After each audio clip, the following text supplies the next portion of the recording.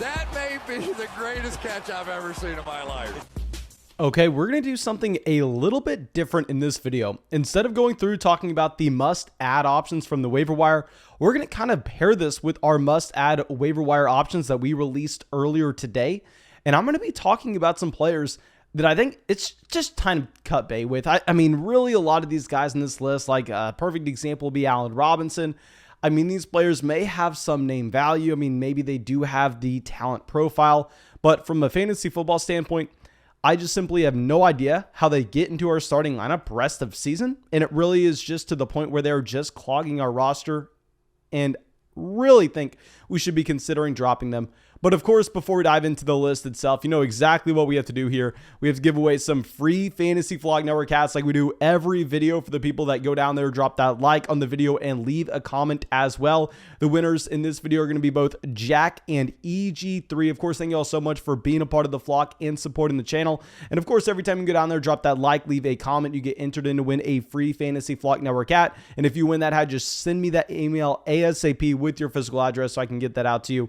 And also, really quick, before we dive into this video, make sure y'all go sign up for Underdog Fantasy. On Underdog Fantasy, the sponsor of this channel, you can find a ton of really cool player props. You can also go through and get into a fantasy draft just for week 13 if you would like. And they're available in damn near every single state. I mean, I'm in Florida. You don't have online sports betting in Florida, but you do have Underdog Fantasy, very similar to DraftKings, very similar to FanDuel. If you can submit a DraftKings lineup, you should be able to go through and play on Underdog Fantasy. And when you sign up with promo code FLOCK and you make your first deposit, they will match that deposit dollar for dollar up to $100. Please take advantage of that. And yeah, I think that should be it. Let's go through. Let's dive into our first wide receiver. Already teased him, Allen Robinson. And to say that Allen Robinson has been disappointing so far this season would simply be an understatement. Allen Robinson, regardless of the excuses you want to make for him, he has been the most disappointing player in fantasy leagues this year. Now, of course, you can go through, you can talk about Saquon Barkley, you can talk about Christian McCaffrey, we can talk about these players that, I mean, suffered injuries, and that's the reason they really didn't come through with production. In the case of Allen Robinson, it's a little bit different here. With Allen Robinson, yes, the quarterback play, the entire offense in Chicago has been atrocious. But I mean, we were kind of expecting it to be a pretty bad offense in Chicago. And I was saying, you know what? Who the hell cares? With Robinson, this is a wide receiver that historically gets up to 30% of his team's target share. If he can get that elite level target share in Chicago, even if they are a very bad offense overall, I mean, he should be able to just dominate targets and still be a very productive wide receiver, very similar to someone like Terry McLaurin. And at the same time, I was looking at Darnell Mooney and I was going, okay, Darnell Mooney, just, I mean, a slight field stretcher, not going to be commanding really any targets in Chicago. If anything, he's going to be just a demanding defensive attention, and that's going to open up spots underneath for Allen Robinson to work in this defense. And it's been the exact opposite. Darnell Mooney so far this season, the wide receiver 33 on a points per game basis. Darnell Mooney has demonstrated the ceiling that Allen Robinson simply does not have access to in Chicago right now. Now, hopefully, Allen Robinson can find his way to a different situation next year, playing under the franchise tag. From a dynasty fantasy football perspective, I'm still fine with Allen Robinson at this point. But you're looking at this year in particular. We have had 2 weeks with Allen Robinson with double-digit fantasy points this season. And at the same time, I mean, both those weeks, he barely cracked 10 points. At most, you've seen 11 fantasy points scored from Allen Robinson. 0 times this year. 0 times, dealing with a hamstring injury. You don't know when he's coming back. And the thing is mapping out, when could Allen Robinson realistically get into your starting lineup? Like, what's best case scenario here if we decide to hold on to Allen Robinson on our respective rosters? Best case scenario with Allen Robinson is he comes back this week against the Arizona Cardinals. We don't even know if that's going to happen. I mean, clearly the Chicago Bears, don't have any incentive to rush him back because this is not going to be a team making a play for a playoff spot this season.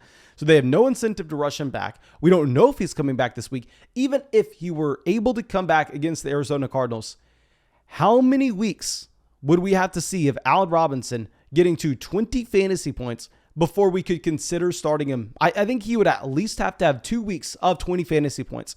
Like, let's say he somehow comes back this week against the Cardinals. He comes away with 7 receptions, 70 receiving yards, and the receiving touchdown. There you're like, oh, hell yeah, he gets to 20 fantasy points, love and life. It was on your bench. You're no way in hell starting Allen Robinson. And then that next week against the Packers, you're not starting him there either. It's not like you get that first 20-point week from Allen Robinson, go, okay, fire him up. This is a player that's turning his season. No, I mean, Brandon Ayuk was a player I was hesitant to go out there and tell people to start right away. I mean, whenever he turned his season around. If Allen Robinson manages to turn his season around at this point, I mean, it's simply going to be too little too late.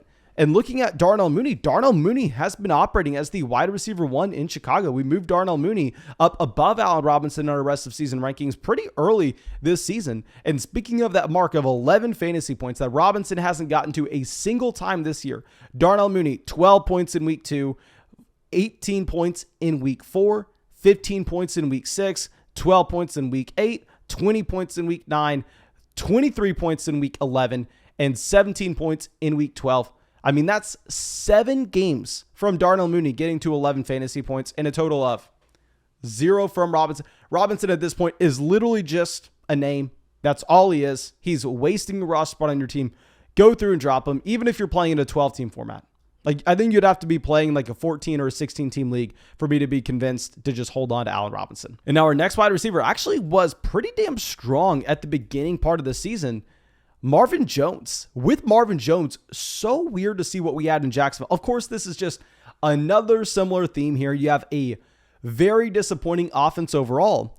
But what's surprising about Marvin Jones is back at the beginning part of the season, when you had a healthy DJ Chark, when you had Laviska Shenault as well getting volume in Jacksonville, Marvin Jones comes out the first 3 weeks, 18 points, 17 points, 12 points. I mean, he had also 28 targets in that 3-week stretch. Well, since then, he's fallen off the face of the planet. I mean, I think that the ceiling that you have from Marvin Jones is so capped with what you're going to have from this entire offense of the Jacksonville Jaguars going through. And if we remove that first 3-week stretch that we have for Jacksonville here, where Marvin Jones was actually a top 24 wide receiver. I mean, Marvin Jones was looking like he was going to be a decent value in all those best ball drafts that we did coming into this season. He was looking like he was going to be a probably pretty intriguing option to pick up off the waiver wire. And I mean, at one point, he was owned in every fantasy league. Now looking at the roster percentages, he's currently owned in 83% of leagues on MFL. So if you're talking Yahoo Fantasy, ESPN Fantasy, it's probably going to be a little bit less than that. I'd imagine he's about a 55% owned player at this point. But nonetheless, you're looking at him since that week 3 span. He has had 1 game with double-digit fantasy points. 1 game. Like, if we're going to remove the first 3 weeks just to see what we have had from Marvin Jones on a points per game basis from weeks 4 through 12, Marvin Jones is actually hovering around, and keep in mind, I think the points per game doesn't even put how bad the situation is into context, knowing that the issue is he just never has a ceiling where he's going to make a difference in your starting lineup. If you're looking at weeks 4 through 12, he's the wide receiver 70 on a points per game basis. Marvin Jones, very similar, just the name at this point. And now our next wide receiver, going back to what we were talking about with Allen Robinson here, just let's continue the trend of very disappointing offenses with talented wide receivers, to be completely honest.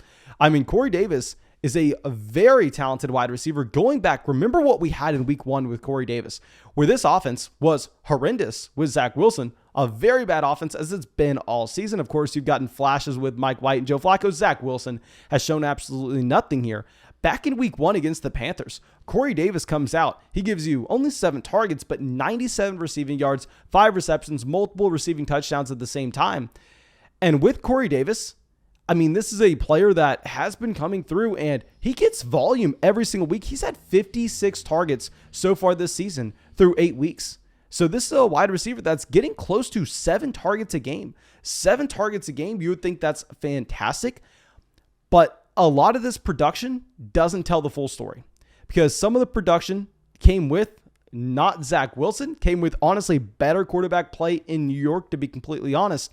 And at the same time, also, Jamison Crowder missed a stretch at the beginning of the season, and Elijah Moore didn't break out until the second half of the year.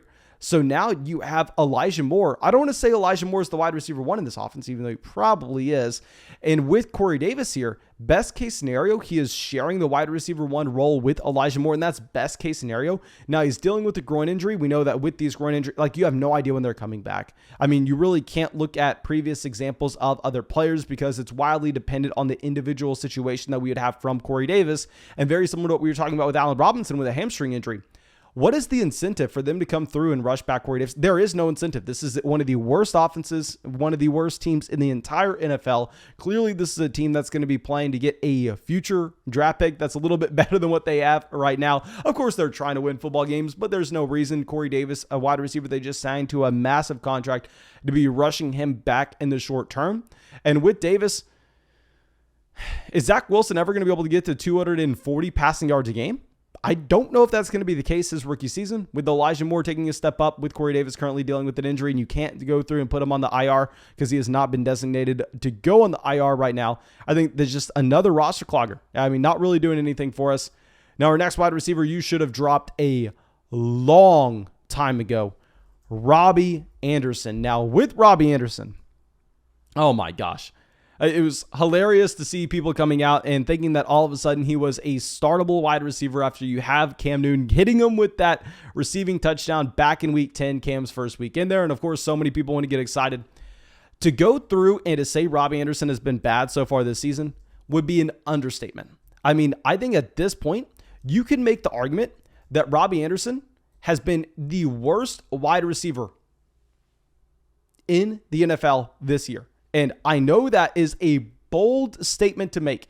And of course, what I'm about to pull up, there are a couple different variables coming into this, including quarterback play. We can't ignore the fact that quarterback play is horrible in Carolina, but as we said with Cam Newton taking over, it wasn't getting any better anytime soon. Cam Newton, yes, you can be excited about him. At least we thought you could be excited about him from a fantasy football standpoint, but you were never getting excited about this offense in Carolina.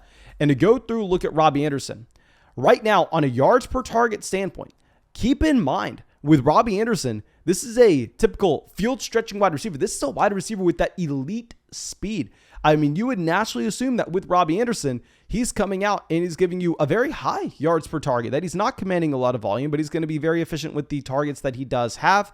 I mean, going through and looking at what you've seen from him previously in his NFL career, I mean, back in 2020, off 138 targets, he gives you a respectable 1,100 receiving yards. I mean, that's nothing to look over at all. I mean, and with Robby Anderson, this season in particular, 4.2 yards per target. 4.2. Let me go through and let's read the players in this same range as Robby Anderson on yards per target standpoint. And you're going to notice a little trend here. Devin Singletary, Mike Davis, Myles Gaskin, Dalvin Cook, Giovanni Bernard, Jalen Reagor, Darrell Henderson, Javonte Williams, Mark Ingram, Jamal Williams, Nyheim Hines, James Robinson. What's the trend?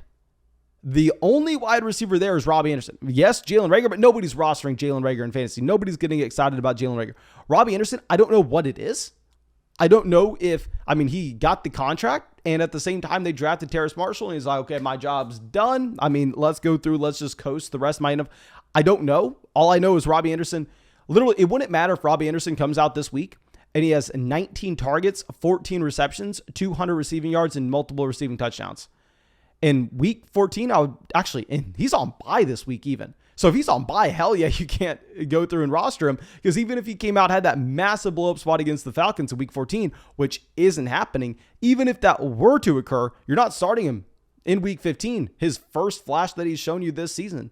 So, I mean, he would have to have multiple weeks of that high level performance in weeks 14 and 15. And by that time, you're thinking about starting him against the Tampa Bay Buccaneers in week 16 when you're in the fantasy football playoffs. Like, there's a 0% chance that Robby Anderson is starting for you in the fantasy football playoffs. If you make it there, your team's going to be too strong where you don't necessarily need him. And then also, I mean, at the same time, even if DJ Moore goes down, it's not like Robby Anderson needs more targets here in Carolina. Robby Anderson has had all the targets he can handle, and he's just not good enough to convert anything with them. So it's not like you can say, okay, well, if DJ Moore goes down, then Robby Anderson becomes appealing. No, Robby Anderson, there's no way in hell he's going to make a difference for you. Now, our next wide receiver is someone that I actually liked in best ball formats, knowing the offense that he was playing in and just assuming that he had some big playability. But now there's nothing to see. Nicole Hardman. I mean, with Nicole Hardman, literally just a name in Kansas City. literally playing right now with all the Nicole Hardman haters. You have no idea how many people were coming out and screaming that Nicole Hardman was going to be playing behind Byron Pringle, behind DeMarcus Robinson. I was assuming that Nicole Hardman would be the wide receiver 2 in Kansas City. I was wrong. Nicole Hardman had that role at the beginning part of the season, and he was so bad with the drop passes and, obviously with the miscommunication that he has had with Patrick Mahomes throughout his entire NFL career so far. Now he is playing behind Byron Pringle and DeMarcus Robinson, not just with the targets that they're getting in this offense, but at the same time with the actual snaps as well. So at this point, Nicole Hardman, in the best ball format, maybe we can hold out some hope that he comes through with a random spike week. Maybe he comes away with the 90-yard receiving touchdown. But if he's not going to be playing every snap here in Kansas City, when we know that the entire offense is going to be funneled through the combination of Travis Kelce and Tyreek Hill, there's nothing to look at with Nicole Hardman. And now our next wide receiver will be a rookie that, has been playing a ton of snaps this year, but the offense is just too bad. Amara St. Brown. With Amara St. Brown, looking at the amount of leagues that he is currently rostered in, rostered in about 42% of leagues. Honestly, I thought that'd be a little bit higher. With Amara St. Brown, he's had 52 targets so far this season, hasn't missed a single week of action. I think that just a very simple name, go through, cut. Looking at these options, what is the clear trend here? You're going through, you're cutting the players. Carolina Panthers, New York Jets, Jacksonville Jaguars, Chicago Bears, Detroit Lions. These players that, are playing on some of the worst passing offenses. What's the real ceiling here? At least with Nicole Hardman, you could say, okay, well, if Tyreek Hill were to go down, does Nicole Hardman step into that role? Of course, he's a way worse wide receiver, but at that point, does become a top 24 wide receiver. You can say with Amara, it doesn't matter what happens. There's no way in hell he gets there. And now our next wide receiver, T.Y. Hilton, actually has a very strong week this past week. If you're looking at it, the best week that he has had from a fantasy football standpoint. And I am still going to be telling people to go through and to just either avoid picking up T.Y. Hilton or dropping him if you already have him. And the issue with T.Y. Hilton is the volume that he is going to have in Indianapolis isn't going to be close to what you get from, someone like Michael Pittman. Even this past week, yes, Michael Pittman has a ton of drops. Those aren't necessarily predictive going forward. But the Indianapolis Colts, they see 31 points scored. You had 44 passing attempts for Carson Wentz. And T.Y. Hilton, he comes out, he gets the receiving touchdown. He comes away and he gets you that receiving touchdown, 4 receptions and 28 receiving yards. The issue is, we know this is going to be an offense that funnels some of their production through the tight end position. At the same time, with Michael Pittman, he should be the dominant alpha wide receiver 1 here. If you're just looking at the targets that Pittman is getting on a week-to-week basis, clearly Pittman is the guy that Carson Wentz is looking to more weeks than not. Right now, Pittman is the wide receiver 25 on a points per game basis. He's had 91 targets so far this season. And a big thing is, with T.Y. Hilton, we have to just go through and do the mental exercise. When are we going to be starting him? Because you're not starting him this week against the Houston Texans. Definitely not starting him against the Texans. We can all agree with that. And then he has a bye week in week 14. And then they're going up against the New England Patriots, the toughest defense in the NFL in week 15. So best case scenario, a month from now in week 16, you're starting T.Y. Hilton. That's not going to happen. You can't start T.Y. Hilton in the fantasy football playoffs or you're not going to be a playoff team. So yeah, with T.Y. Hilton, there's just no possibility that you can go through and start him with the bye week upcoming, as well as the really tough matchup against the New England Patriots, as well. Michael Pittman operating as the wide receiver 1 there in Indy. T.Y. Hilton, just go through and drop him. And our last wide receiver on this list will be someone that we talked about earlier this season, not really being appealing. Donovan Peoples-Jones. The issue with Donovan Peoples-Jones, we've said this time and time again, you can't start any option in the Cleveland Browns passing offense. I know Jarvis Landry had the great week this past. I'm not going to be betting on that going forward. With Donovan Peoples-Jones, currently rostered in over 50% of fantasy leagues right now. Please, if you're watching this as a premiere, go in the live chat and take a guess on how many targets Donovan Peoples-Jones has had, because he's been a fine wide receiver from a points per game standpoint. At least you could consider him an intriguing option. Back in week 6, he had 26 fantasy points against the Cardinals, and week 9, he had 16 fantasy points.